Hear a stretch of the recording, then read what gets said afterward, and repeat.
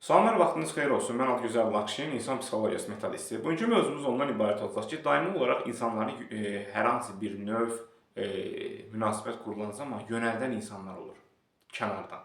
Adətən bu qarşı tərəfdə olan padruqası yaxud rəfiqəsi olur. Bu da nə ilə bağlıdır?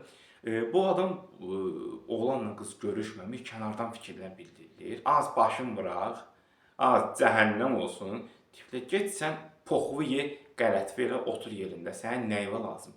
Və kənardan olaraq daha çox qol qoymaqlar başlayır. Bilirsiniz bu nədən qaynaqlanır? Yəni həmin insan o dərəcədə şərəfsiz, o dərəcədə şəxsiyyətdən kənar bir insandır ki, öz şəxsi həyatı kənara qalıb, daimi olaraq bunun həyatını müzakirə obyektinə çevirmək, fikirlər bildirmək, heç sənə söz verilmir. El arasında belə bir məsələ var, nə qədər doğru olsa da, bunu eşitməyən hər hal olmaz ki, yuyulmamış çömçə kimi nə düşmüsən ortalığa, yəni atdan düşürsən, heç səni it yerinə qoyan da yoxdur.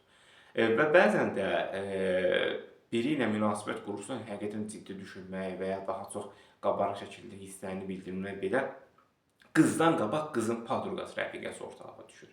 Get cəhənnəm ol, rədd ol, sən işinlə məşğul ol. Sən cəmaatın işinə nəyə qarışırsan? Yaxud sənə bunu vadar edən nədir? Sadəcə olaraq onda, yəni həmin qızın padruqasında, yaxud oğlan tərəfdən varsa, yaxınında olan əksikliklər qarşı tərəfdə olan, yəni qızda olan həmin müsbətləri, həmin padruqası mənfilərlə əvəz etmək istəyir. Çünki mənfidir heç onun. Heç bir zaman bir müsbət doğru bir şey əldə etmir. Daimi olaraq mənfi, pozulmuş münasibətlər, ayrılmış, şəxsi həyatında olan baş verən danlı olaraq mənfi obrazları onda görmək istəyir. Niyə? Çünki bəzi insanlar bəzilərini xoşbəxtliyi yox, bədbəxtliyi istəyir. Sadəcə bu tip insanlardan uzaq gəzin, hətta baş götürün, qaçın. Seanslarımız yəni onlayn şəkildə həyata keçirir. Qoşulmaq istəyiniz şəxsi mesaj verməsi məlumat verə bilərəm.